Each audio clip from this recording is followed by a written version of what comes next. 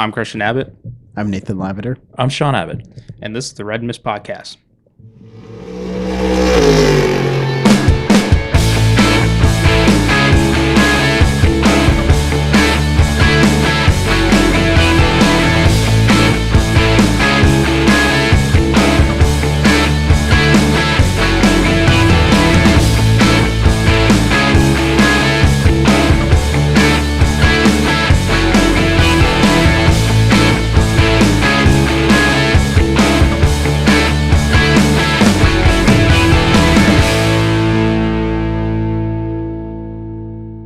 Hello, and welcome to the Red Mist Podcast, episode 29, the James Hinchcliffe episode, the Mayor of Hinchtown. On tonight's episode, we'll talk Formula One finale at Abu Dhabi, SKUSA Supernats at the Rio in Las Vegas, and racing news in the off-season. Nate, welcome to the show again. Great to have you back. I'm always glad to be back. He left. When? I just like that. After I said goodnight last week. Huh? After you said goodnight last week. Yeah, passed out for a week. Just want to make sure Nate's awake. Actually, we'll probably pass out this week after Thanksgiving. Oh, yeah. Oh, you're telling me. Stuffing's my favorite part of Thanksgiving dinner. So I'll definitely have a food baby or food coma. Maybe that's at the end of the episode. We can give our World Cup picks and our favorite part of Thanksgiving. Oh, okay. How's that? Right. I already got my pick in for you, but you probably won't be surprised. It's not butternut squash. No, no, it's not butternut squash. Okay, all right. So, anyways, we had a fun-filled weekend in Abu Dhabi. No weather. No, to mess that up. No Michael Messi. No, Michael. No. So wrong. Oddly quiet from the Mercedes camp this week. It was oddly quiet from the Mercedes camp, although Toto was back from his one-off race, not being in Brazil. I guess I forgot about that. Yeah. That he wasn't there. Yeah. To point at the camera and be like, so FP, that's right. FP1 we saw a host of wannabe F1 drivers getting out there, mixing it up in FP1. So, which was good. And I think some of those are translating over to the postseason test that is currently going on.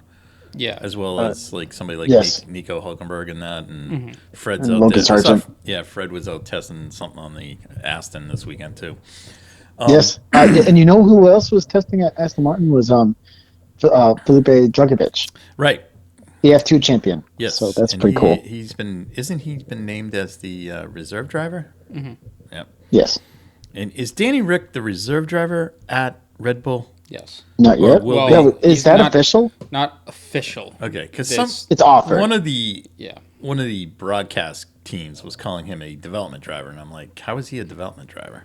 I guess that's developing driver. Well, because I guess the way that Horner has been kind of explaining it is that there's a bunch of other events that need someone to drive. So if Ricardo wants to go drive like the old cars and do the shows and like that, like he can do that and take care of that, but also participate in F1 weekends. Yeah. But it's probably gonna depend on what he really wants for this off season. You know.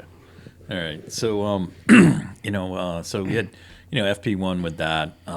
Mercedes came out of the box flying, went 1-2, and then that was the zenith of the weekend for them, or the apex. Let's put it that way.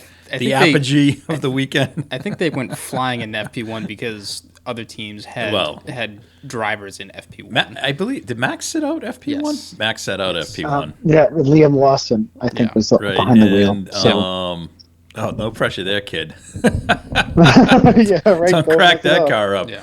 Wow. Did Ferrari have Schwartzman back in? I think he did it. FP1. I know Sargent did. And Jack Doohan. I was going to say Mick Doohan. Jack Doohan kept. He and Sargent were bouncing back, and was it Pietro Fittipaldi? They were bouncing back and forth from the F2 paddock. So, and then Pato made his Yeah, in the 28 car. Yeah. And McLaren. Yep. Yep. So. Almost didn't get the run. Had a little technical issue. So. Yeah, right. He on his out lap, he was just like coasting. Yeah, dead in the water. So. Right. Liam Lawson, Robbie Schwartzman. Robbie. Is that so when he comes to the States to run IndyCar, we'll be calling him Robbie? Robbie Gordon. I like that. Robbie Foley. Robbie Schwartzman. Robbie Buell. Kubica also drove for Alpha. Oh, all right. Kubica drove. Yeah. Oh, nice. And then Oh my God, can we call him Robbie? Robbie Kubica. Yeah. Robbie K. Who? Yeah. Robbie K. Love it. Robbie K. Yeah. Yeah, Robbie K. RK. And then like you said, Pietro Fittipaldi, Pato O'Ward, Jack Doohan, and Felipe Dragovich. Okay, cool. So they all got out. Yeah. I'm sorry, Logan got a point, right? Because he drove in the session. Yeah. Super license point. Yeah. He got 1 Oh, point. yes, he did. And Sorry. Did he meet the Yeah, minimum? for completing Met the minimum the laps. amount of laps required. Yep. Yeah, well, and then I guess to get forward on that, he did secure He did points. qualify, but it was kind of cool because like the first race, there was all sorts of stuff going on. Yeah. And he was like freaking out on the thing. I'm like, I would have been just like shut the radio off if I was on the wall and not listening to it. It's like, dude, Right? just drive Just the get car. those laps in. Just drive Yeah. the car. No, not the practice one, but in the first GP2 race or The sprint is it race. GP2 or is it Formula F2. 2? F2. F2. GP2. Which was a good race. There was a big had a big little snafu that caused a red flag early, but after those are good races. I like those. No Formula 3 that weekend, right? No. No. They didn't run. Oh, No. that's too bad. They're all done. No, but I gotta tell they've you, been done. each time I hear GP2, I always think of Fernando Alonso yelling "GP2 engine, GP2." What? Yeah. Every time we hear GP2, we always think of the crashes that we used to bet on who would be going out first. Yeah. Oh, Because that's how it used to be. It was awesome. It was like how many cars get wiped out in the Yeah. first corner, and then Because what? everyone's gunning for that. Then we F1 kind of seat in realized. the Then we first lap. realized it was a GP3 race, and we watched that, and that was just as bad. Yeah, So but they've gotten better. it's gotten better. And then we had FP2 and Red Bull held serve. I was shocked. so was Christian Horner. I don't think so, but No. I was I'm not shocked by that. So No. Ferrari kind of they were mucking it around all weekend. Yeah, I flirting with third best of the top three. Yeah, right.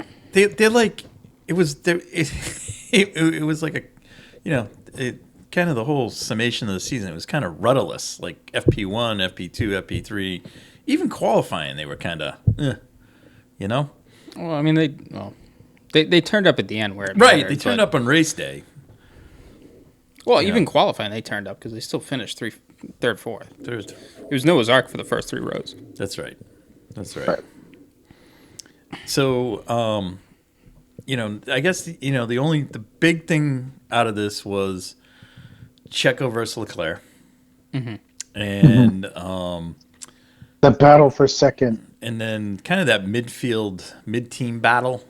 I think Haas held on against.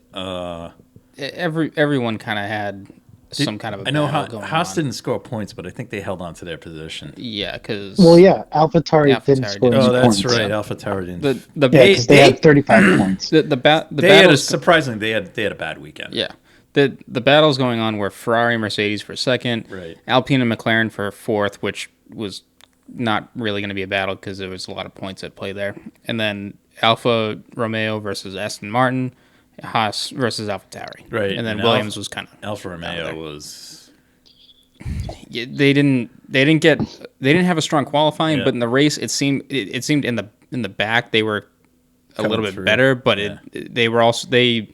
Bottas they also threw him on the one stop strategy, and I think after we can get to that later. Yeah, no, But- no, it's all right. Yeah, so I mean, so as you said, Christian, it was kind of Noah's Ark to set the Yeah. grid. Start of the race, I guess my only thought was maybe Checo was going to get if he got to the corner. He might. The The the problem with this situation is Checo's been slow the whole season. Right. He's not Thank the you. fastest driver. Yeah. So it's hard to in all of it. It's like, okay, well, Max should have been team player. I'm like, well, how much do you want him to slow down by?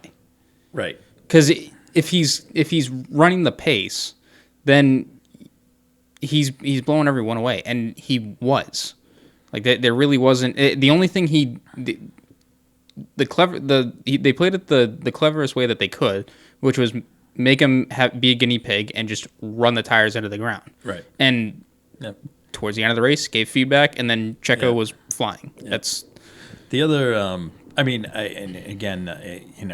know people want to make a big deal out of Brazil, but I'm still going to I'm laying this one right on Red Bull for this kind of mess up because, all they had to do, well, I mean, we beat it to death, but I mean, had they just told Max, just stay station. right. And not No, gone by and it. then they tried to get cute and thought, okay, well, we'll have you run down. The guy, you're faster, you'll run him down. I think they miscalculated the gap. Yeah, definitely. Completely. And then they realized too late that they had it, and you can't just have Max slow up on. You can't have him slow up where he was slowing up. He was going into a DRS zone. Right, but also the fact you're like he was 5 seconds ahead. He was already? 5 seconds ahead. I mean, what are you gonna do? I mean, this is my thing, and I think it's sort of came out in the week since the race that Red Bull. I know, and people go, oh, they're just backing up all of them, backing up and protecting Max. And no, I think they realized that they kind of screwed it up. There were chances throughout the season for Checo to get points, and in some races. He didn't do it. I like Checo and that, Nate. No, I said right, because I think Checo's more of a street racer, not exactly a circuit racer, and he really only shows up at Azerbaijan, Monaco. Kind of like classic temporary circuits. Right. Because even in Mexico City, he's not. He's okay. He's not super quick there. Right. No, I would say about like 80 to 90% of the races he's not there. Comparatively to Max. To Max, where you could make a case. But I mean, there were races this year where he could have got points in other ways to overcome the deficit, and he didn't. Again, but I think Brazil. Brazil. I think Red Bull blew that. They should have had that planned out. They didn't, and they tried to do it on the fly from the pit wall, and it backfired and blew up in their face, and they got what they got what they deserved. Yeah. So, and I just want to say this too. Everyone's like, oh, trying to nitpick one point in the season. Right. Well, I think even taking what we did, looking at last year and like how Max could have won, how either Max or Lewis could have had an easier time winning that title. Max could have had an easier time. Yeah, but if you look at this year, Bahrain the car fails. So even if he finishes fourth, that's points right there. That's Sergio, right? Yeah, Sergio. Yeah. I'm talking about Sergio for this year. Like there are some races where he DNF'd, where if the car was reliable, he would have had points in that and would have been fine. And then there were other races where he had an incident. Yep. But yeah, I don't want to kind of go back to last year. I mean, I think we kind of all agree that there were definitely moments last year where if Max kind of just took his foot out of it. Right. But and hindsight's always 20/20. But I think he learned that this year. Yeah. I just think when he sees Lewis's car, I think he just kind of gets the red mist.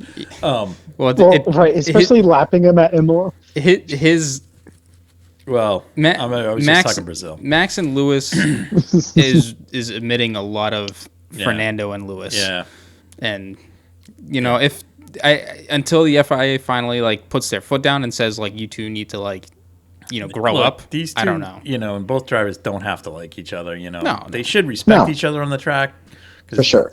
But if you don't like them, you don't like them. Right. It's simple as that. I'm sure Lewis doesn't really like Max. Probably. And I Probably not. and he probably, you know what? Probably when he came in, he probably didn't like him, Yeah. And you know what? When Lewis came in, no one liked him because he was the fresh young kid and he was just, in this like good seat and all this, But Right. I just kind of thought the one chance Perez had this weekend, if they were going to do anything, was to on the start. And as they say, lights out and away we go. And away Max went. Checo tried to stuff it up the inside, but That was never going to it work. wasn't going to work. And then, from that point on, thankfully we didn't have any incidents, anything like that, until the smooth operator put a move on Lewis.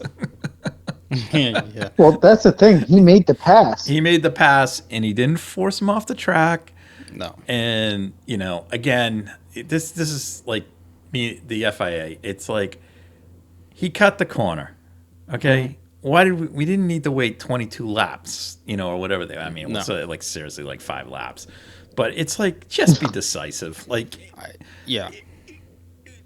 There was, I would like to, well, and I guess people out there that know it better than me can probably make comments, but I would like to see the IndyCar officials run an F1 race. Yes. Yeah. Because and push the pass. Well, that's different, but I just from an know. officiating That's going to standpoint. be an off-season topic. Yeah. Except the only time that I think IndyCar's really screwed it up was at New Hampshire. That's one race I can really think of where they really dropped the ball. You're going way back. Way back. I know. When I drop the ball, I'll drop 1-8 on you. How about Edmonton? That's right. Yeah, when Castro Neves went to all right. So Brian let's not Barnhart. let's. I mean, Well, New Hampshire was infamous. New Hampshire was infamous for the will finger, double finger. If you Will want power, double finger. If you want one more recently, Sorry. I was there. I kind of disagreed with the red flag at Indy this past year. The red flag at Indy. Yes. Because Are you talking about last year when Marcus Ericsson got his first win? Because that screwed Will Power hellaciously. Which one are we talking about? or sorry, who won? Ericsson won this year, right? Yeah. Okay. This year, You talking the Indy? one? You're not talking At the one Indy, when the right. guy crashed into the end of the pit wall, into the attenuator there. that was the red flag, right? That was a red flag. Yeah. I still disagree with it because no one at that point would be pitting.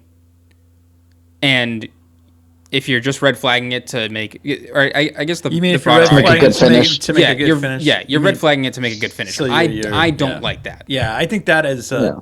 that whole permeation as they say, has crept into all forms of motorsports. Yes, and I agree with you. because it's not that it started in NASCAR or Yeah. did that, but NASCAR's starting as the green white checkers, Yeah, and that's a 9-hour project in right? itself. Because I want actually this might be a good off season thing to do is find out how many green white checkers happen during a NASCAR race. Right. Oh Or my season, God. you So know. every Yeah. race. Every Right. race. Every But- race. But that- you know how many? But so that then how that many? leads to the typical it's contrived for TV. Right. Right. So that because there were some F1 races this year that finished under safety car, and I was like, thank you. Not that it like kills. at Monza. I understand it kills the show. Yeah. But Yeah. But- Monza was terrible.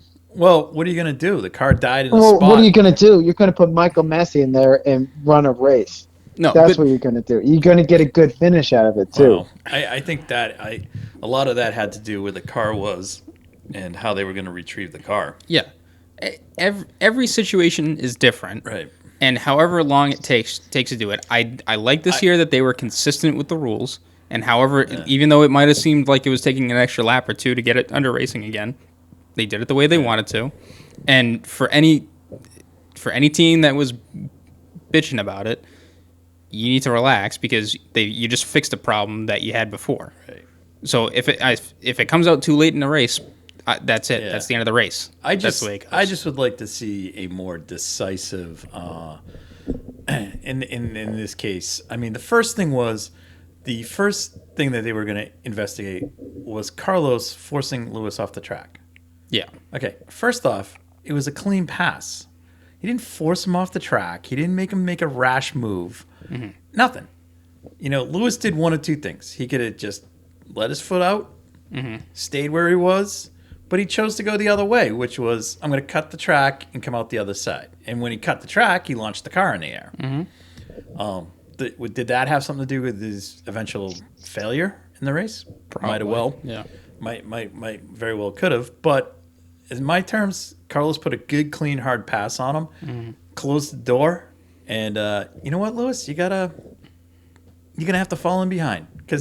Yep. But here's the other thing: that same corner, the book on Lewis is he does not like to cover the inside on that corner. He leaves the door open on that corner every time. So these guys know that he does that. You get it in there, you're carrying enough speed.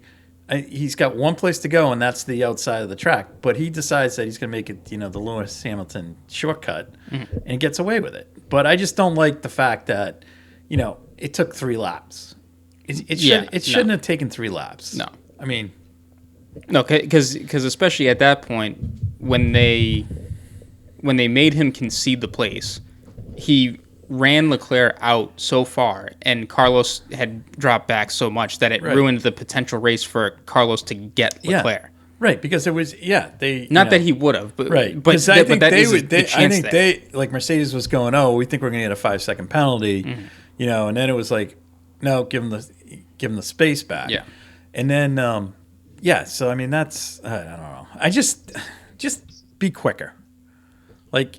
There was nothing to that, even Hinchcliffe and Julian Palmer both were like, he's got to give the spot back. And it was before, like, as soon as Lewis hit the ground, Palmer's like, and he came out ahead of him, he needs to give that spot back, and then Hinch went, that's the same thing that happened last year.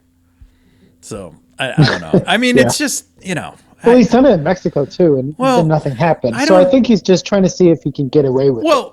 Like anybody should, but the reason they try and get away with it is because race control or these stewards or whatever just aren't decisive, immediately decisive. Well, and that gets back to this whole topic of why we're talking about it. The FIA can't make a decision. There's a lot of gray areas in it, and they don't define stuff. Right. That was my thing. Even if you, I guess back in regardless of why you cut a corner, if you cut a corner, like if there was an accident, right? I get it. Okay. There was no accident. You got passed cleanly, but that doesn't mean give you the right to go cut the corner to get this position back. Right. Carlos beat you to the apex. He beat you to the apex, and then it doesn't matter. Like, that's, I'm all for exploiting gray areas, because if you do it well enough and no one says anything, good on you, and shame on everyone else for not doing it. Like you said, Christian. I think the FIA, whatever. They just need to be more. The F1 officials need to be more decisive. Yeah. All right. Because I don't see this happening in other FIA races. Like in the Formula 2 races, when you watch it, it's pretty quick. I don't understand what the problem is. WEC, very quick. Right. But the Formula 1 race, it is a different set. There is a different set of people. Correct. Yeah. But if there's an incident at Formula 2, Formula 3, I haven't seen. I'm assuming the same group does the W Series when they run with them. But I just haven't seen enough. Like when I've watched the W Series race, I just haven't seen enough of if there's been any shenanigans going on. But like an F2 or F3 race, it's somebody screws up. It's like 2 seconds later, there's like, all right, you're coming in the pits, you know? And then, I like when they drop it on the 19-year-old kid and the kid F-bombs everyone in the world. That's kind of fun. But well, it's fun, but that's I just don't I don't get it. But anyways, so and at that point, and then I guess from then on, there was some great racing back in the field. I downloaded this app. You were telling us about this app called it's called Multiviewer for F1. Yeah, I think that's what it's called. But it's the third-party app that you can sign in with your F1 TV account, and you can put side by side all of the views. Yeah, that you have access from F1 TV. So it's like layout, like for pictures, where you can just find. Yeah, oh, that's pretty cool. Yeah, so so I had on. I got two screens on my computer. Yeah. So I put the main feed on one, and then on the side Multiples. I put the timing, so I could watch all the sector times lap by lap. Do they have the little map? I put the map on there as well, and then I also, as I was going down the timing board, I was seeing which battles were close, and I was putting driver cams up that I wanted to watch. Yeah. So from that aspect, it made the race a lot more interesting for me because I could sit there and watch the timing screen and see and on that screen it had the strategies. Then you could go pick and the battles. I could do that, but I could also sit there and watch whose strategy is doing what. So when they saw Vettel was flying down the order, I was like, all right, well, I guess we'll see how it's going to work for him. But at the same point, Bottas was doing the inverse one stop of what Vettel was doing. So he went hard and then medium. Yeah. So as Vettel was going from medium to hard, I'm like, oh, well, Bottas has been doing okay and not losing a whole lot of time. So he might actually work out better. But what no one talked about was how Ocon pitted first. Yes. Out of that group of three of them, pitted earlier. And then by the end of the cycle came out, Ocon was so far ahead, everyone missed him. Yeah. So the undercut, they call it the undercut? Yeah, the undercut. The undercut at Abu Dhabi is very powerful if you time it right. Yeah. I think I just think the track lends itself to the undercut versus any other track. Well, it does. I think and the whole pit delta is really different compared to other tracks, too. Right, because you actually have to, when you get to the tunnel, you're on the pit. I think you're on the pit limiter still. No. When you make the crest down, you're off the pit limiter. You're off the pit limiter, but you really can't go. I've never seen anyone go screwing through there. I haven't seen anyone crash there. I haven't seen anyone crash in the tunnel. I haven't seen anyone crash in the tunnel, but I don't exactly think anyone's full going chat crazy. going through there. I know coming up the hill they're on pit full. delta. I can't really say that's a key thing in this race because the pit delta is the same for everyone, and it doesn't matter what track it is. It's always the same amount of time. Yeah. So while I was watching the timing, the times, I did notice as the race went on. Yes, you're burning fuel, but the track is getting cooler. Yeah. And the lap times were actually getting quicker. Yeah. So the lap times from the start of the race to the end of the race, they actually went down by like 2 seconds. Yeah. That's the way it works there. So which was interesting to watch because then you're like, oh well, the hards are going to suck. I'm like, well, not really. They'll actually hold on pretty well because less fuel, cooler temperatures, and there was, and then the race is going to be going back quicker. The rest of the race, throughout the race, the only incident was Mick and Nick Latifi. Yeah. Oh my God! Right. And I still can't figure out what happened there. Yeah, they didn't show replay. So I think Mick thought Latifi was going to probably stay out. I saw a comment wider, but I saw a comment from Mick that he didn't see him. So I don't know if he lost him in his mirrors or... No, I don't think he lost him in the mirrors. I think he lost him from the halo. Oh, did he lose him from the halo? Which I can see that happening, that was really the only incident. You know, and then the rest of it, came down to the end. Unfortunately, Fred didn't get to finish because the car crapped out. Shock. And then I think Lewis's... I think Lewis's, it just was a matter of just... It took the incident at the chicane when the car went up in the air. Yeah, with the floorboard. Yeah. Yep. Well, it was something else. So I have to think that when the car hit the ground, something went. Things in the transmission didn't, because they said it was. Hydraulic. Well, that was the first problem that occurred. So it could have been. It was definitely a gear. It was a gearbox issue. It sounded like. Well, it sounded like multiple things were failing at once. Yeah. So it could have been a deeper right. thing, but yeah. But I think a lot of it stemmed from that hop though. Yeah. So and then at the end of the race, it's like Max was, I don't know. Checo was coming, but it just was he? I think he was. I was texting. I think if the race went another 5 laps, I think he would have had him. Oh yeah, well, and then at the same point too, I think if he managed traffic a little bit better, he would have caught it too. Another 5 laps. The race wasn't going to go another 5 laps. There was issues with traffic. Because I was talking to, or Nate was texting me during that, and he was like, Nate, you were saying he was going to catch him, but I said pretty early on, like I think it's going to be tight. I don't know how close it would be, but I think after looking at the race, I think if Checo stopped. If he stopped 2 laps earlier, he might have did it. It would have worked because you know what? He was almost within DRS range. Yeah. And by the time he would have gotten there, down the straightaway, past the chicane, another straightaway, down into turn 9, he would have had that pass. If he didn't make the pass before the chicane. But right. I think it might have been 2 laps. But if he pitted 2 laps before, he would have been able to get the pass done on the final lap. Yeah. I guess the only thing that I'm while I'm saying this, I think the only thing I'm not realizing is where would he have come out track position wise 2 laps earlier if he would have been in traffic at that point, or if he just needed to go the pit when he did to get the clear space that he did. Well, he had a tough time going past one of the AlphaTauri. I don't know if it was Yugi or Pierre Gasly. Well, Pierre was fighting with Albon.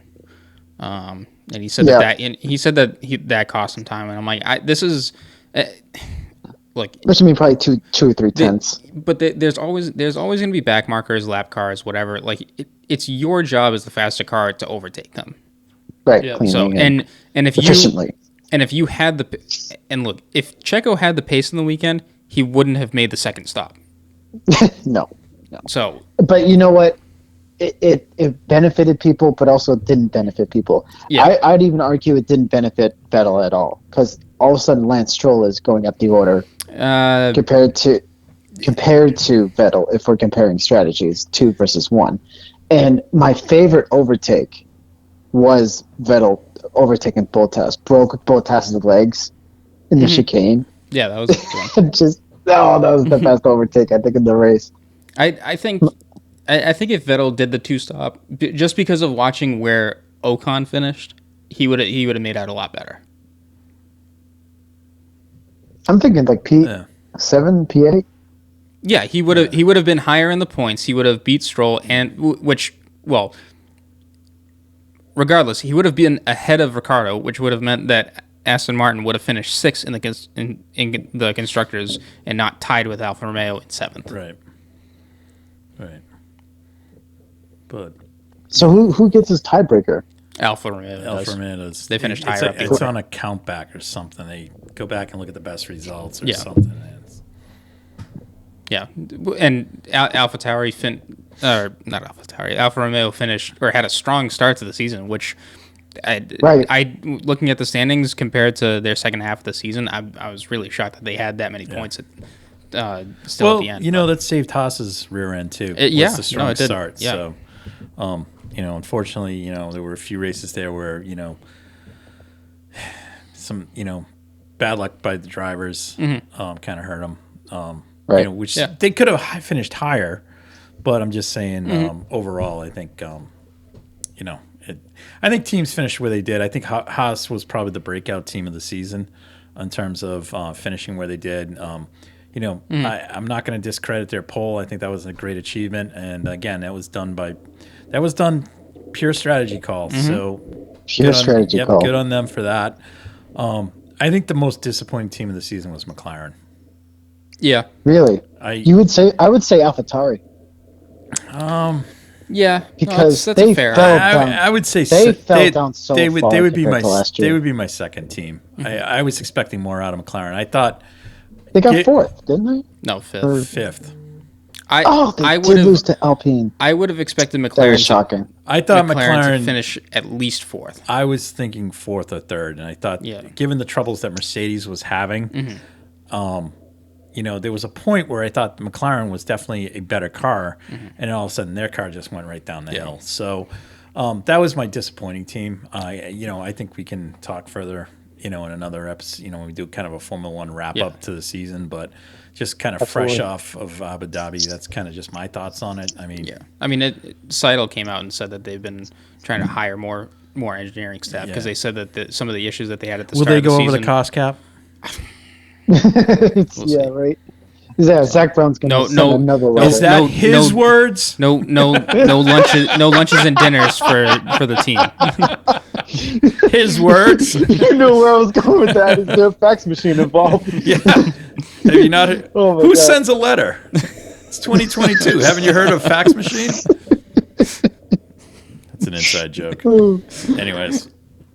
Oh my So God. I don't know. It was a good wrap up to the season. I really, I enjoyed the seasonal. I enjoyed the season. I think from a U.S. perspective, I really hope that we can get our own broadcasting group because it's tiring listening to this guy. It is. It is. So I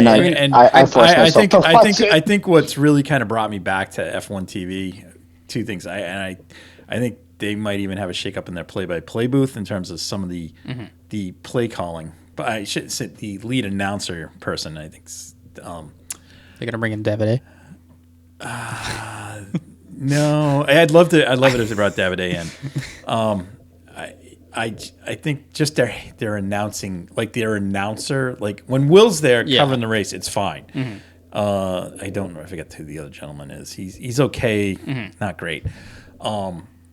But with Jolien, Sam Collins, and now Hinch, it's very fresh. I don't know. It's just a nice change of pace. There's some good stuff. There's great questions from Jolien and Hinch back to Sam. And Sam bringing up things that the guys, both Hinch and James, opine on, and then Will's just doing a great job of hosting that's what Bob Varsha did. He hosts the race. Okay. That's what Will does. He hosts the race. He gives it. He doesn't become part of the story. Which on Sky, they all want to be part of the story. Yeah. Except for Martin. Yeah. Well, anyone other than no, Martin doesn't. Brundle doesn't. Have you seen his grid walk? No, I'm not talking the grid walk. That's putting him in a bad spot. They shouldn't have him do that. I mean, I still love that he confused someone. I know, for but anyways, Pat Mahomes. I don't want to get into it, please. I know. The guy's too good. No, it's okay. The guy's pedigree and credentials is too good for that. So they should never put him in that spot. It sure is. But who's the? Because you talk about liking the F1 TV crew more, but I think that they're very. You're seeing kind of a mirror image of what the Varsha, Matchett, and Hobbs crew was, because you do have Sam Collins with that Sam, Jolien, and Hinch. Yes, they could work their way into that. Yeah, because they do have that kind of dynamic. I mean, Will was part of that crew, so he kind of knows how. Yeah, it so works. that's a good point. And I think where they need to get a little bit stronger is in the pit lane. I know they had Rosanna Tennant covering there. I think this was actually like our second year covering the pit lane. I like seeing Will back in the pit lane, but I know. I know then it's like, who are you gonna have in the? You got to get someone good in the booth. That's and he's also served his time in the pits. I understand. Well, that too, but he does a great job. He does do a good job. Like, I like Lawrence as kind of the. I'm not trying to diminish his talents because he brings a lot to the show, but Lawrence is kind of like the game show host guy. Mm-hmm. It's like he's really good at it. He's vibrant. Like the pre-race show, he's awesome, and the post-race, I love him. And he ferrets out some good stuff. Rosanna and I forget the other woman that hosts. Oh, she's actually come on quite well. They do a great job with the pre and post race show. I just think in the pit lane they needed a stronger presence. Like, I'll be honest with you, there's a guy that does rallying, that covers rallying and stuff, Ben Constandoris.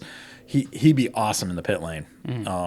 Or even if you put Ben in the pit in the commentary box, or some of the guys from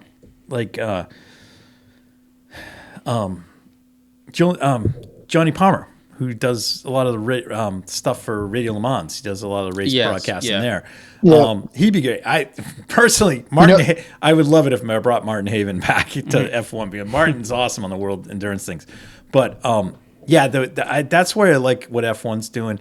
The Sky stuff, I love.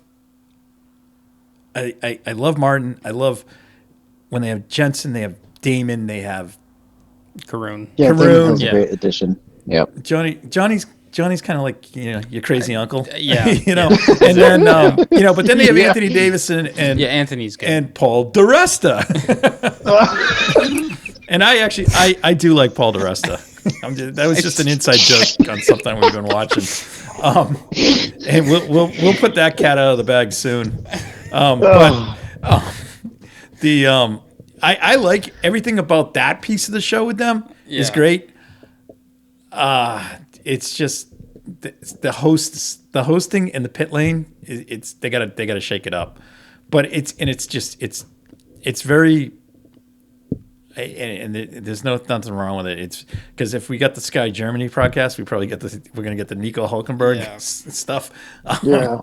I gotta say, I'm so happy. So from my perspective, like I'll defer to F1 TV because of that.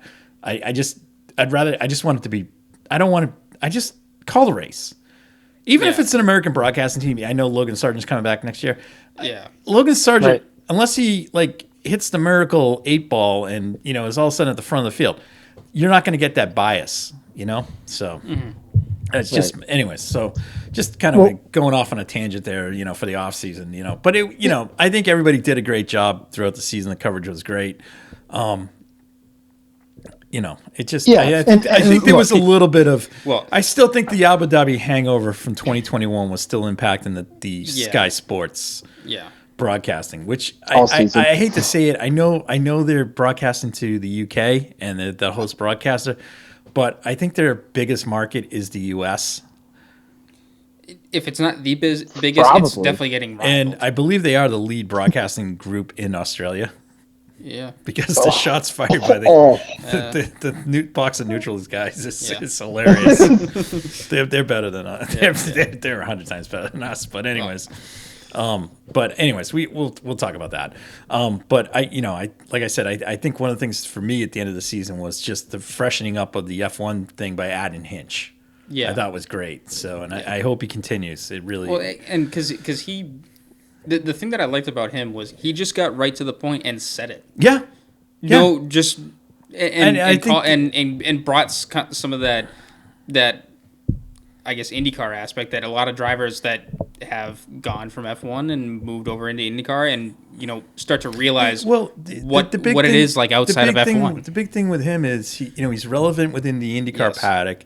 I mean, and you get it with the off track with Hinch and Rossi podcast. Yeah. Alex has got a great insight into what goes on the F1 paddock. Right. Connor and Newgarden both raced over there, in JP2 and stuff, so they can tell you stuff, and he's friends with them. Yeah. So he brings that to the thing. I think the one area where he's going to kind of learn to get more comfortable is the post-race show and stuff.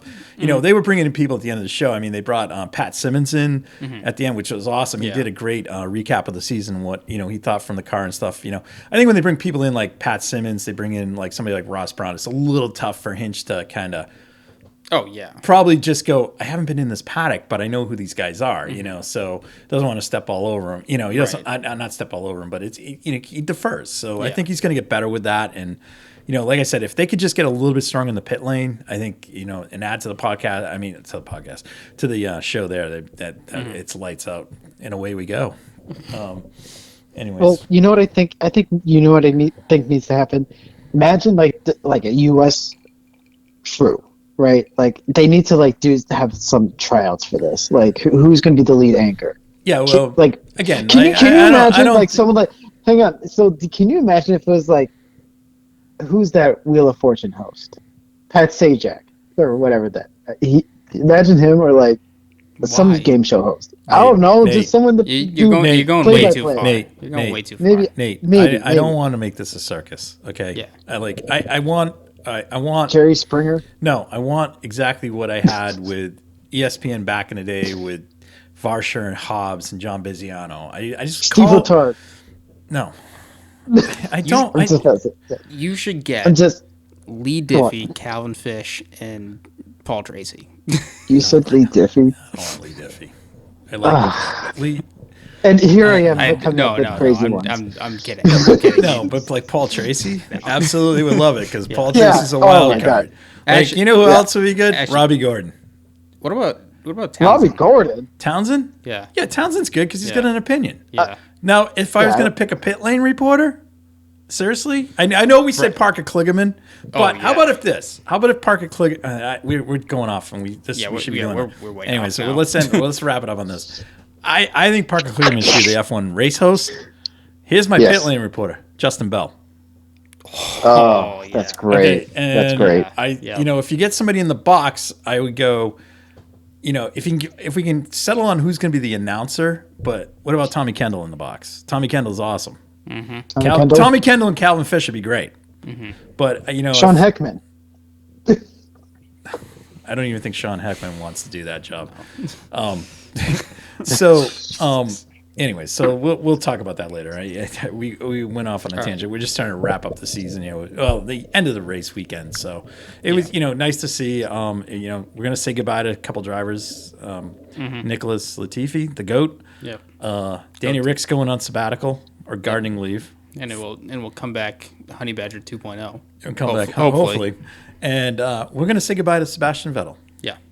That one I'm a little sad over having, kind of, but I don't really think it was time for Seb to go, but No.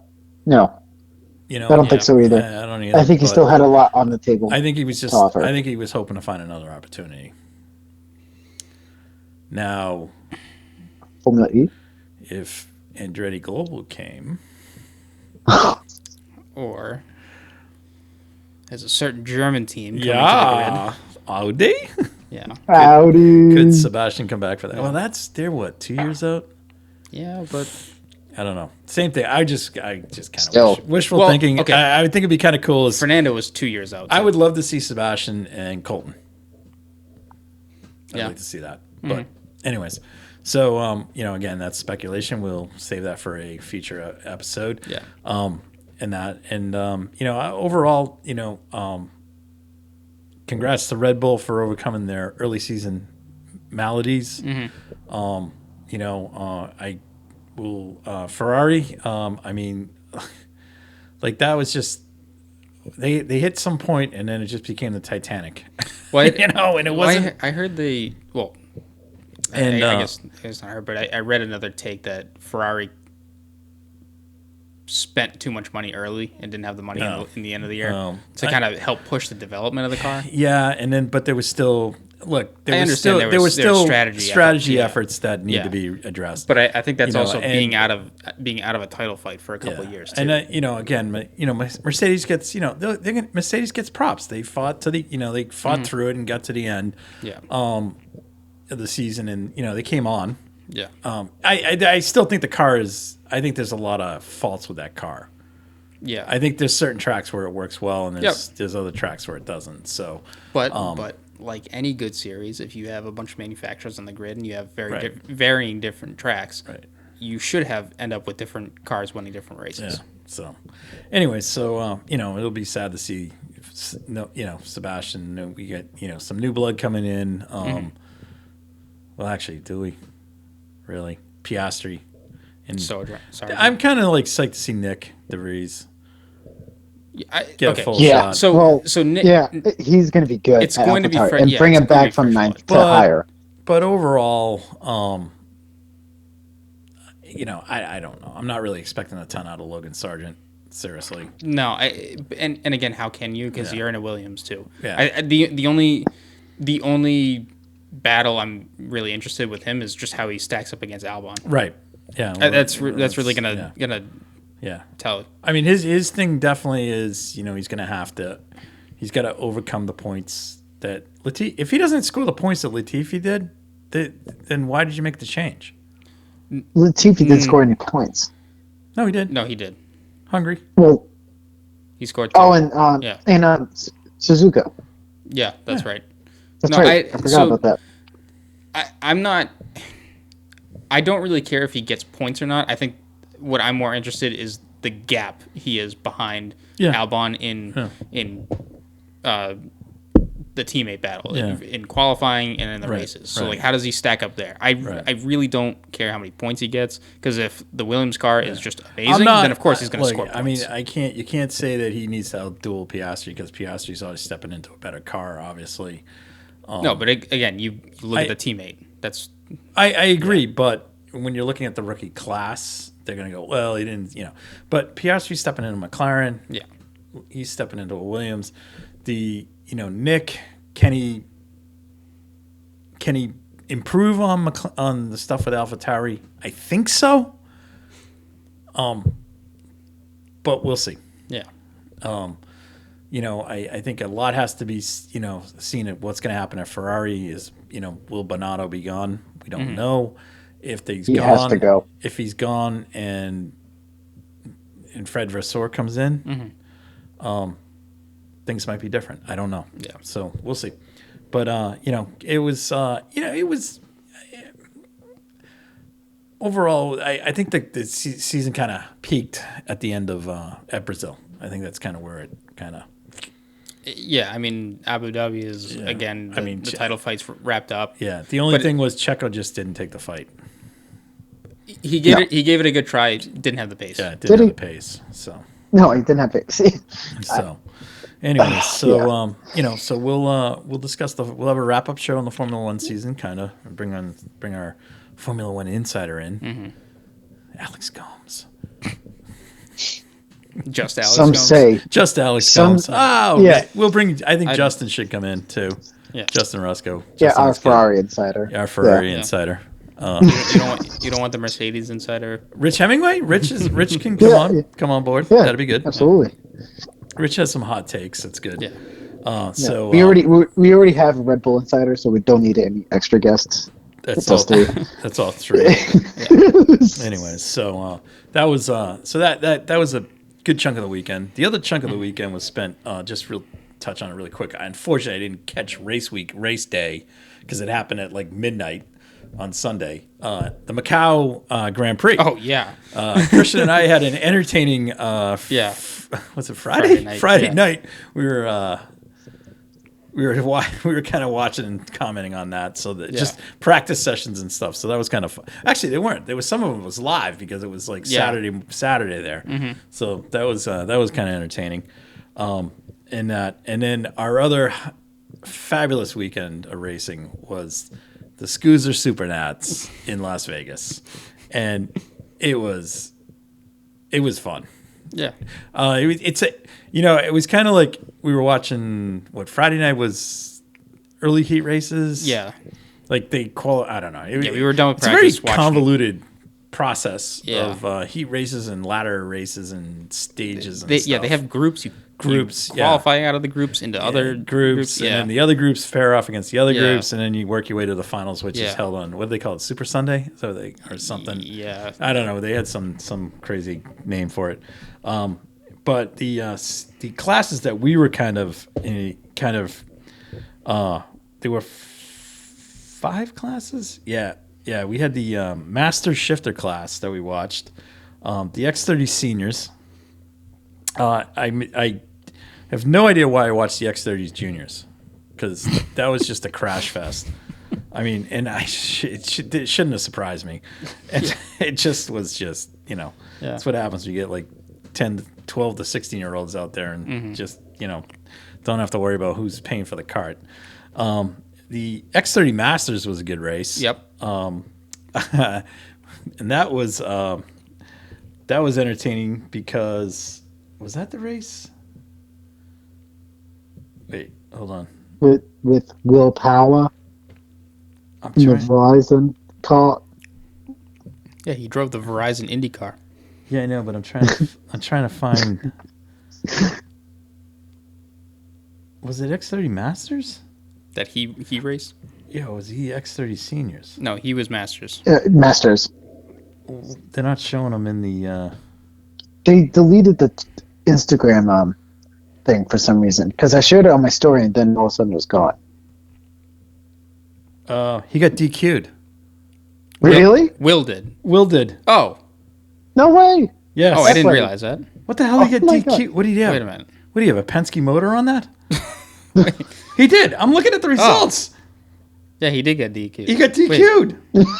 Oh, no. Oh, hold on. No freaking way. Yeah. Oh, squish. Oh, what was Squish? Wait a minute. Did Penske was working on the motors? Wow. Oh no. Oh yeah, we had somebody come Oops. after us about the squish on our motor. Oops.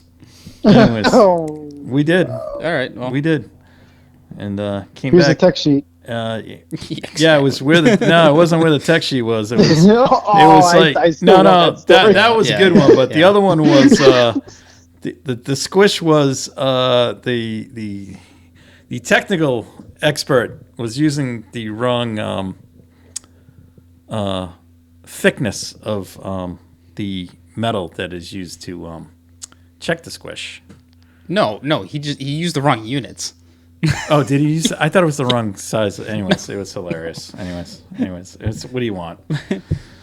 The funny part Anyways. in him getting DQ'd It was is that he had K1 circuit It was everywhere on the I street. I know. So I'm like, okay, that's Wow, not funny. wow, the Penske must be pissed. I don't know. Oh. Wow. Anyways, and then we had the shootout for the shifter cars, the pro shifters. This is fantastic. 15 grand. Yeah. And they had this race got off to a wild start. And so there's some top drivers. There's some good kart drivers in this, and there are some professional drivers in this. And there was two guys, Danny Formel and Kyle Wick, who got caught up in like just somebody's stupidity. Yeah. They were ahead, and then somebody just kind of dive bombed the whole group, and it was just dumb. They got caught up in it. Then there was before they got around to the track, somebody else just wiped out the. Was that the one? No, the guy just wiped out the wall. Yeah. Like the what do they call those? The Tech Pro barriers. Yeah. Wiped them out. So they red flagged the race. So when they red flagged it, they weren't 100% certain if they finished the lap or didn't, or what they're going to do a red flag, a full restart. So the guys that Danny Formel was running with, which is RPG, they go get the cart, they run back, and they fix it. Like they're in the pit lane fixing it. Yeah. Kyle Wick, in between, somewhere in this mess. Yeah. Like I don't know if he got caught up or what, but he lunched the motor lunched. So there was about a 10-minute between the time the cart got back to the paddock, they got the cart back to wherever they were. They did a friggin' engine change. Yeah. Which was absolutely amazing. They were showing it on TV. Like it wasn't like a close up. Like it wasn't, it wasn't like a guy with a camera. It was like basically I think it was like they had a camera up on a thing and they turned it over there. Yeah. And then but Formel's guys they were changing a seat, a steering strut, and then some of the tie rods, and then the other guys are changing the motor, and Christian and I are like texting like, "This is awesome!" Right? And then we're like, "Oh, they're gonna get back in," and then all of a sudden, this is where SKUSA and Supernats goes, and maybe the FIA should go. Their race steward was one Bo Barfield, race steward for IMSA. Yeah. And Wow. one of the announcers went down to the race, and it's like an IMSA race. The announcer goes down to down to Bo's team, and they're like, yeah. So the guy goes down. Yeah, I just talked to Bo. He said, you didn't finish. You didn't finish the lap. You're out. Yeah. It was like, there we go, decisive. Yeah. It sucked that the crew Yeah. went through that, but the rules. He said the rule was. You're out. Well, that and you took your cart off the track. You took the cart off the track. I mean, it was very decisive. Yeah, Why cannot Formula One put Bo Barfield out there, please? No, and I felt bad that the guys did it. I know. But there was no pissing and moaning about it. No. And they were all dejected, but they were bummed out. At the same point, it's the rule was, Yeah. and they said, "Yep, you're right." So okay, Yeah. so nothing there, but it was pretty cool though. It was 15 grand to win though. That was pretty cool. And That's nice. Fabian Federer, no, sorry, no. Pedro Hildebrand, Yeah. won. Yep. But that was good. But the X30 Masters race was awesome. This guy, there was the guy that won. Thomas Bryce. Is that him? Grice. He hadn't been in a kart for like 2 years. And these guys, Wow. these guys were Nate. These guys were all like Christian. They were all like, Yeah. I think Will Power was the youngest of all of them. This guy came from like 10th place with about 8 laps. Will wasn't driving in this class. Yeah, he was. This is the class to get Masters. Don't you have to be like 35 or older? Sorry, Masters. My bad. Masters. I thought you were talking. Yeah. So Yeah, no, I know. But Yeah. what's the age? Is it 30? It's 30 or What's the age? 35. it's 30 or 35. Depends One on of the the thing. Depends on your group. Yeah. Depends on your Gotcha. karting group that you run with. But Yeah. this guy came Yeah. from like 9th or 10th place with about Yeah. 8 laps to go because everyone else burned the tires out. And The guy was just saving him, and he gets Christian goes, "This guy's coming," and I'm going, "Yep." And then he goes, he passes him, and I go, "Wow, you got the lead." And he passed Will Power, and I go, "Yeah, this guy's gonna get DQ'd in tech for like they're gonna find out he treated his tires." Yeah. And he was like, "No, he did something with it. He didn't get aggressive with the tire pressures or something, and everyone else was kind of a little more aggressive with the tire pressures. So it just seemed like those Invencos just kind of they were good for about." They just burned away. It seemed like I don't know if that was on purpose or what, but Yeah. yeah. Wow, I didn't realize that. I went to bed and I was like, oh, Will Power finished second. Now he DQ'd. Yeah. Oops. How'd you find out it was Squish? Are you on the MyLabs? No, Oh, I'm on there, and down on the bottom it says Race in note? the announcements. Yeah. It has number 512 Squish Engine DQ. Nate, do you think he launched the double fingers after that Yeah, right at the at the tech officials? 11 years later, still relevant.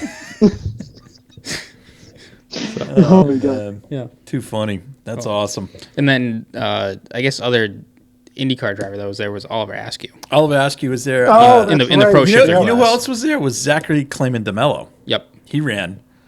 You know, I raced it against him at Yes. Skip Barber. Yeah. Did Yeah. you beat him? I think so. Oh. Yeah. So Nate, why are you? Podfest. No. Anyways. Nate, what are you doing here? Beats me. Anyways. What are we all doing here? I got a list of names, but Yeah. I won't I'll save it. Oh, I got one for you. I won't say it. 2, 3. No, I got one. I won't say it. I mentioned it to you last week, and I thought you almost had a nuclear little meltdown. Oh, yeah. Oh, yeah. Yeah. Well, Anyways. I'll tell you, when Christian and I went to the rallycross race at Thompson, there was a Cobalt Bigham and Christian Brooks, and I raced against those two. Yeah. I don't think I beat Cobalt Bigham, but I did beat Christian Brooks. Christian recognized a couple. So happy middle. Christian recognized a couple names from the raced in the was the Armac? Was that the Armax race? Well, the F Series race. Yeah, both. Both. That, It- yeah. a There couple was of a the couple guys- X30 couple drivers guys, that yeah. I saw from the Northeast, Yeah.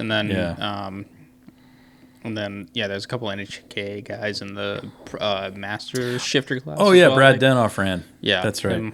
He was there. Nice. Who else ran? That was I think There were some other Vermont carts, or I forget the thing. they were shifting. They were in the shifter group. Was that the Masters shifters? That was the Masters shifters. shifters. Yeah. Yeah. So, but that was fun. It's fun. I just it's tough watching them in the parking lot because when I these know. guys go into the barriers, it's like it looks I like know. F1 Boston rental league. It does. Yeah. Pro night. Yeah, pro night. Yeah.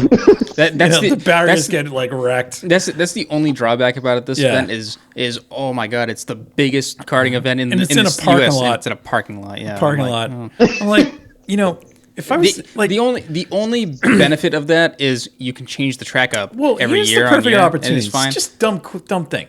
The FIA's going all this expense, right? Formula One's going all this expense. Just build an friggin' FIA kart track there for the Supernats. Well, that's supposedly what that K1 circuit is in California supposed to be. I know, but why don't you have You it know, in I was Vegas? wondering why. Yeah. Why don't they build it in Vegas while they're building they're doing that whole thing where they're building that paddock area because they own. I know. It's just like put the track in there. I don't know. I mean, we've seen the benefit of those FIA tracks. I mean, Again, the only thing is that the track can be changed every year, so no one can guess at the setup or anything like that, except for. is that what it's seriously? Well, you what? Well, that's the only way. That's the only reason I can see why they would still be doing so it what that are way. they going to do next year? Run counterclockwise? No, that's what they did this year. Oh, Oh, apparently this. So this is- this this year's is- track can't- We was, missed it. yeah, but was- what happens? Like, so if was they go pretty to, similar to last year's. so but you can't reversed. race on the same track? No. I don't. That's my guess. I don't know if that's a rule. That's the only reason why I can think, because it keeps it fresh, and no teams have data coming into it. The only data you have is the track surface, which is the parking lot, but even that can change every year. I know, and it's all anyways, but it's just my guess. It's not. Right. It's not official. What you say? I'm writing this down. These are serious notes for when we go to SKUSA next year. Yeah. Oh God. Yeah, I told Christian though, I'd like to go just to see it. It'd be kind of fun. Yeah. Yeah. I don't know if I could take some of the. I don't know. Kind of. Some of the what? The big egos. Just.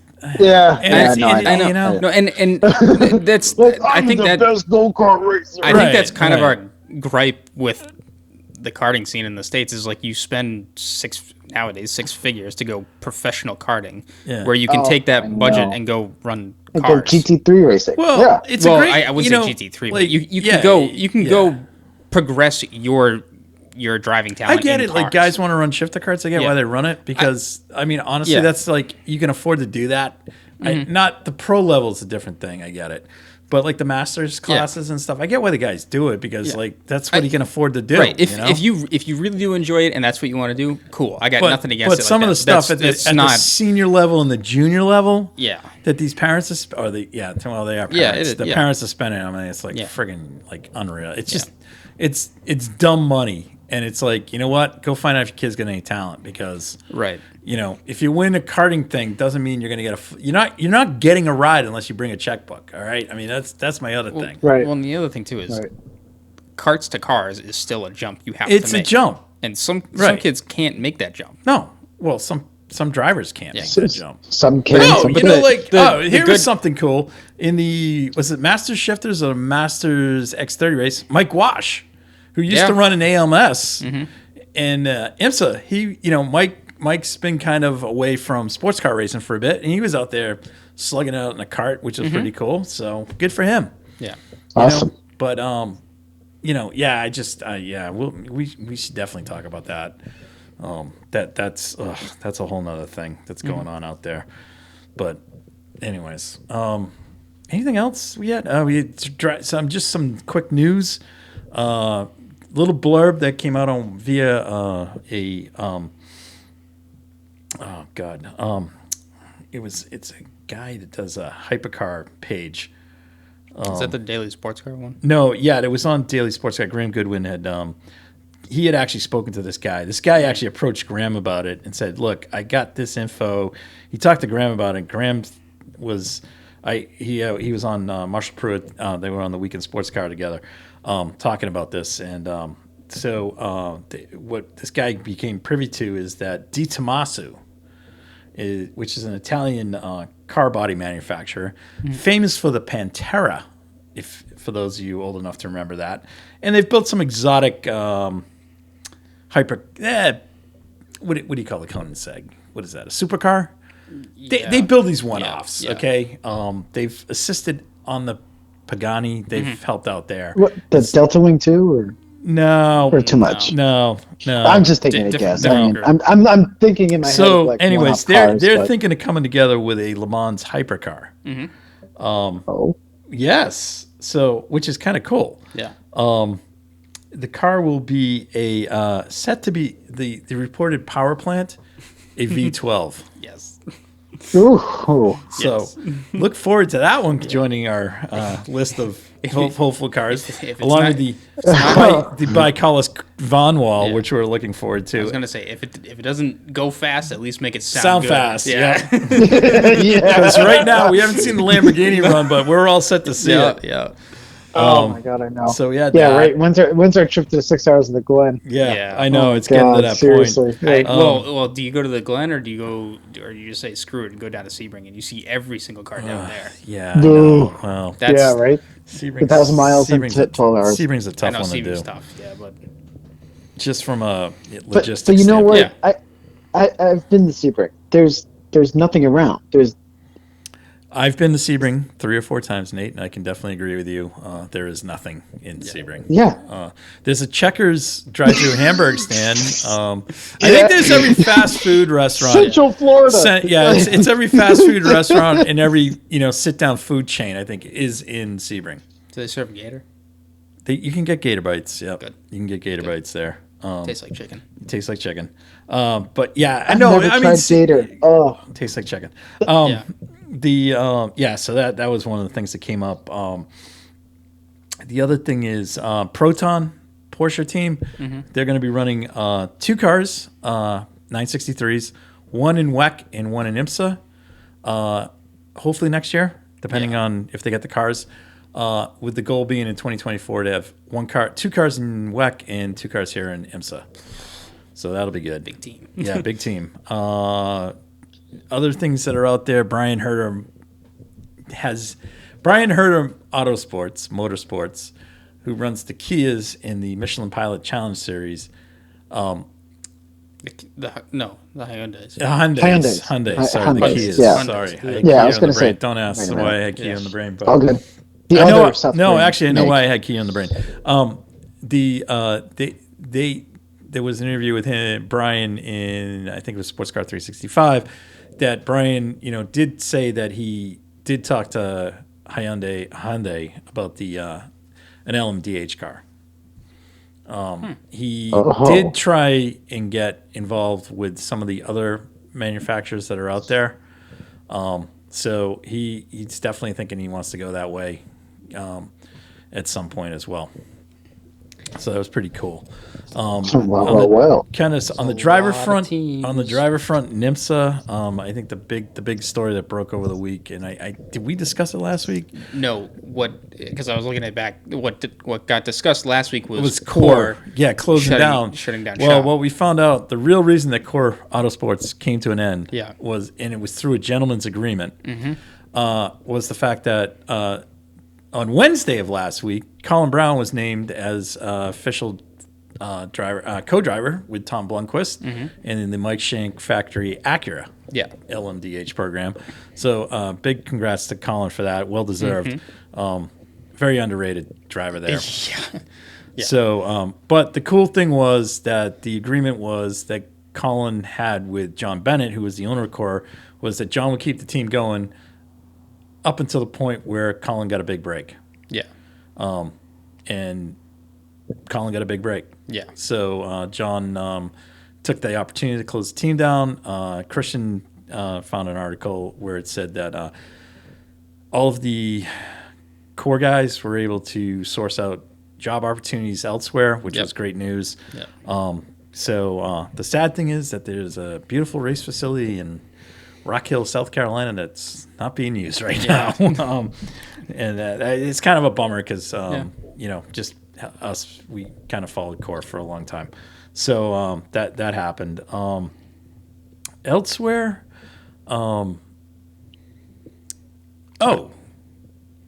Justin Wilson. I mean, Justin Wilson's brother, Stefan, the late Justin Wilson. Yes. Stefan. Dreyer Reinbold is going to, not 100% certain. Was that the ride that Sage had? Yes, in the 24 machine. But who else? Was Ferrucci doing the other one-off seat in that car? They had 2 entries, and it was Sergio Perez. Santino Ferrucci. But now he's running the 14 car at AJ Foyt. But so why can't they? Or is it? I think they're just doing 2, but it's Sage Cam also, but they haven't announced it yet. Oh, okay. Because I saw something where Sage wasn't 100% certain he would be back in. I mean, that team does really well for a one-off race. They do quite well. They always score top 10 somehow. Yep. Other than that, I don't. I got something. Go for it, Nate. Oh, Nate. Yeah. All right. You already know. Yeah. You can tell by Adam Stern on Twitter. You can tell by the excitement. Well, you know what? No. It's not the driver. It's not the event. It's the decision. No, it's the organization that he's going to be running it. Yes. Yeah. Well, 2. Plot twist. Adam Stern on Twitter today, just past noon, said that Ilya Castroneves is getting closer to a deal in the 2023 Daytona 500, plus several SRX races. And the teams that are kind of pulling Ilya Castroneves' arm, the money team, which is owned by Floyd Mayweather. Who drives for them? They do a part-time all right. option. Okay. And so I think the last driver to drive for them was Connor Daly when they did the Roval.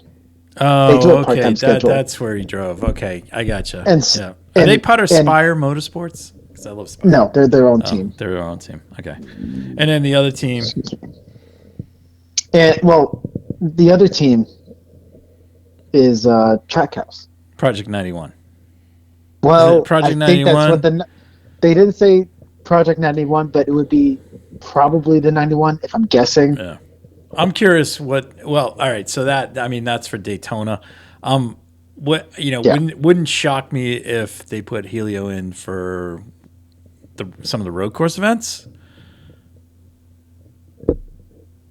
I mean, yeah, based on scheduling. Isn't he most famous for winning the greatest oval race in the country? Yeah, the Indy 500.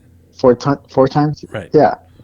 So I mean, I just think the Indy 500 is complements that. I think the Daytona 500 is a little bit more of a survive and make it to the finish. Yeah, I put Helio in a good car for Indy. He's definitely can run up front and contest for the win. He proved it. I just don't know Daytona, and even Justin Marks said this, that Daytona for a one-off effort is a tough effort to do these days.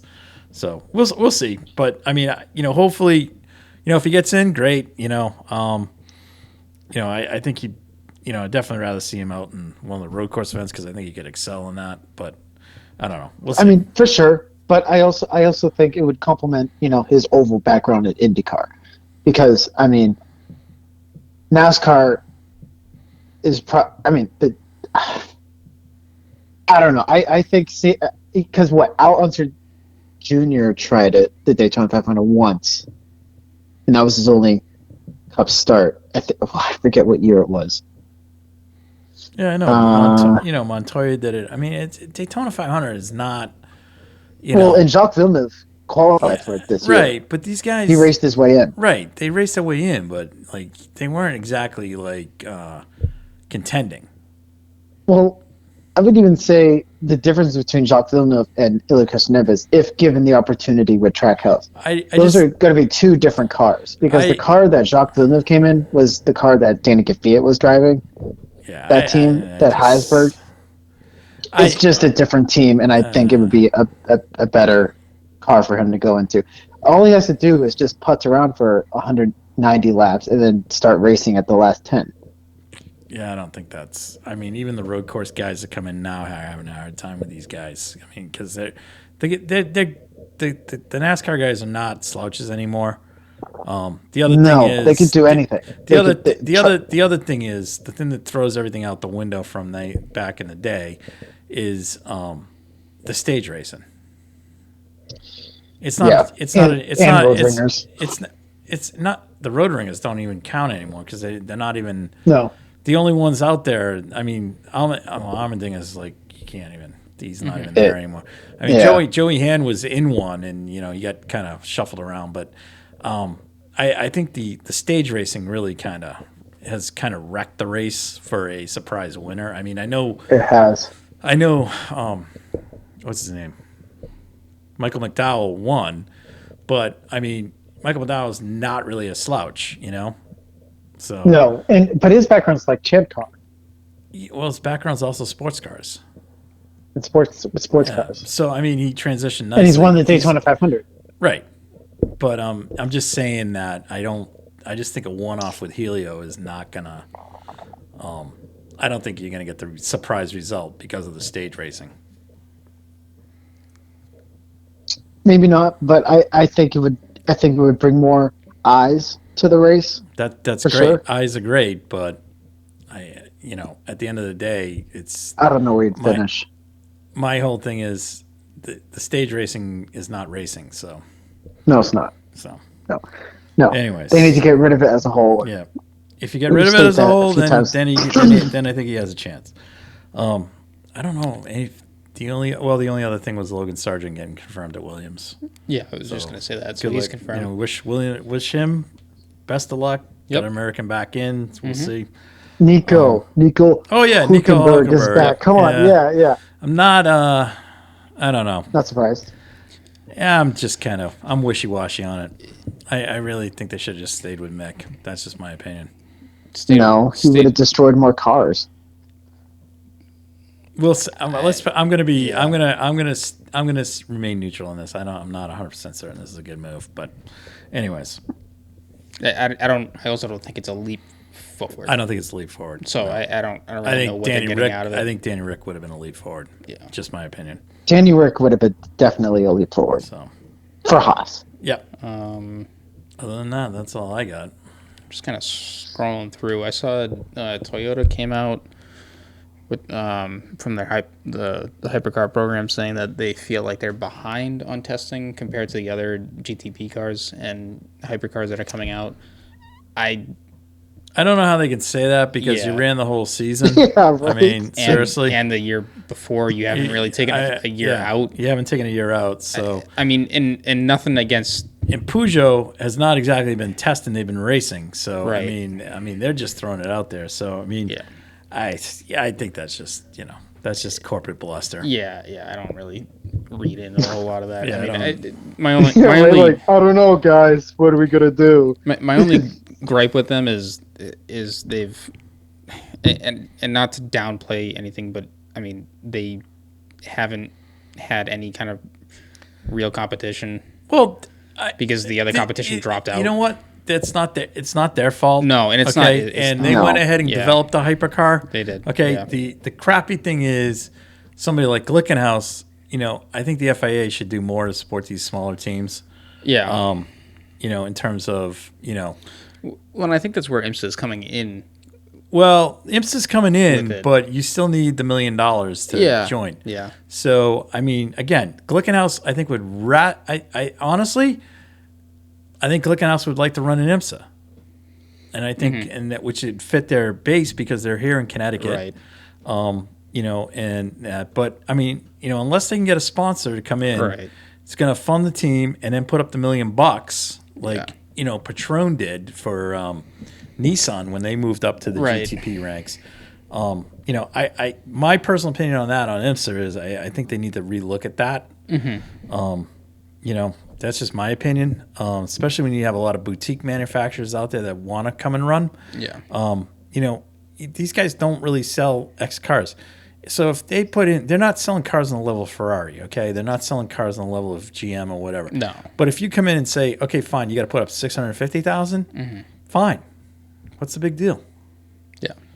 I don't know. I just, I mean, for Aston Martin, they put up the $1 million to run GTD and Michelin Pilot. So I mean, I don't know. That's my one gripe with IMSA. I'm not a big fan of that, But well, I'm also scrolling through the racing news. IndyCar, I guess they did a show event in Argentina, and the Juncos guys did. The comment came up again that we'd love to expand the calendar. So I guess just you got to when they expand the calendar overseas, the promoter or the promoter is the one that takes on the cost. So I not necessarily. Well, I guess overseas. If you're using overseas as just outside the country, I think they said that they were looking into more Latin American races. But the organizers are going to have to pay the freight. Yeah. The other thing that I'm seeing is Skip Barber Racing School is moving their headquarters to VIR from Connecticut. To VIR, interesting. So, it's not the same Skip Barber group. So no, it's a new group. It's a new group. No, it's a new group that Skip Barber doesn't own it anymore. It's a new group that rescued it. Well, Skip Barber was. The first time out, Skip sold it to a hedge fund group, a private equity group, and they ran it into the ground. These guys came back. The guys, the group that's now running it is got a much better vested interest in it. So they're doing great things. I mean, there's, hope, if that works for them, that works. Well, whatever. They're still going to be running at Lime Rock. I mean, it's the GT cars, yeah. Well, you can go do your schools there and stuff. I mean, but only the GT stuff. So, I haven't seen any Formula stuff in there. But whatever. Well, yeah, that's all I got. Wow. came in like a one-winged bird there in the ending for us. Yeah. Pigeon, huh? End of the season, I think we're also kind of thinking of like, well, what are we going to be doing next? So we have some good things coming. Yeah. But we will. First up is Thanksgiving. First up's Thanksgiving, and quickly, Best holiday. can I get everyone's World Cup picks? Oh well, the upset has already been made today, so Saudi Arabia is going to continue. No, they're going to win. They're going to continue. I said it the other day. I'm going to have to stick with it. So. Okay. No, listen. France is going to win. That's bias. Yeah. That's bias. Well, how is it biased? Actually, I can't say that I'm biased because Italy's not in the. They didn't even make it. Well, the Americans are going to be bounced out anyways on Friday. So. Yeah, after that. Pathetic, I know they were going to win against Wales, man. No, they weren't. No, they were. They would have had they not, if they didn't choke in the second half. Yeah, they didn't play like dogs in the second half, and then secondly, the foul on Gareth Bale in the box was absolutely the dumbest foul in the world. First off, Gareth Bale was back to the net, and I'm like, why? What did you think he was going to do? Like jump up in the air and do a bicycle kick? He wasn't going to do that. I mean, it was just a dumb foul. So, whatever. Anyways, so Nate's going with France. Sean? Drum roll, please. I mean, you only got, 13 others to choose from? Go on. I'm going to go Serbia. Yeah. Serbia? Okay, all right, cool. I shouldn't be saying anything. I'm picking Saudi Arabia. So look them up. No, I know. Really? They beat Argentina though, so I mean, you may not be too that's what I'm saying. Just as an FYI. Yeah. France went down 1-0 to Australia.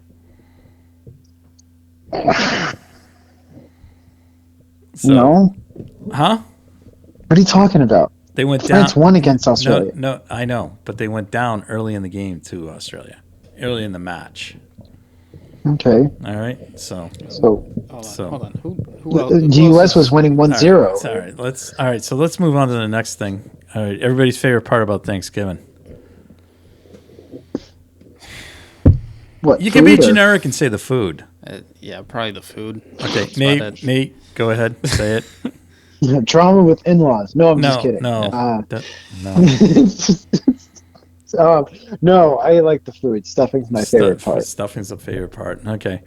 I'm gonna I'm gonna say food, but my favorite thing is it's all about food and family. So that's my thing. I don't care. Well, more personal, but the Patriots are playing Thursday night, so I know you get to That's watch amazing. Yeah, the 8 o'clock game. But the only upside to that game, even though we're probably going to get blown out, is that it's Kirk Cousins on primetime football, and he doesn't do well on that. Secondly, I'm not so sure about that because I was kind of if I had a betting app, I would have put money on the Vikings to beat the Cowboys this week, and boy, did they throw up on themselves. So I'm not so sure. I mean, if the Patriots win that game, oh boy. Anyways. Yeah, that's not our podcast. We're not sports. We're just motorsports. Yeah, we got to get you guys. We're not soccer. We got to get you guys off the racing. Come on, we're racing. Yeah. You guys racing We're tonight? a racing podcast. It's kind of like a wild card race. Yeah, it's an off. It's a fun week. Oh, it's a fun week. Okay, So we're doing Shuffle League. All right. Okay. Well, we'll let you guys back to the basement so you can do your sim racing. Mm-hmm. Yeah, we're serious iRacing pros. There you go. All right. Yeah. Well, hope everyone has a great Thanksgiving. We will speak to you next week. In between, Nate, Christian, and I will be drafting some scheduling for the upcoming off season, which might not be as. It may not seem as long as it is. I was going to say because the Daytona 24 is coming quick. Coming quick. We have testing. We have hours in the real one. We have a 12-hour race in the Gulf coming up. Yep. And stuff like that. So there is some racing stuff, and we have some special shows that we're going to plan and bring some special guests on and things like that. So like I said, stay tuned and hope everyone has a great Thanksgiving and enjoy the long weekend. Good night. Thank you guys for listening to the Red Mist Podcast, hosted by Christian Abbott, Sean Abbott, and Nathan Lavin. It's produced by Christian Abbott, and music is by Alex Wart and Harrison Tate.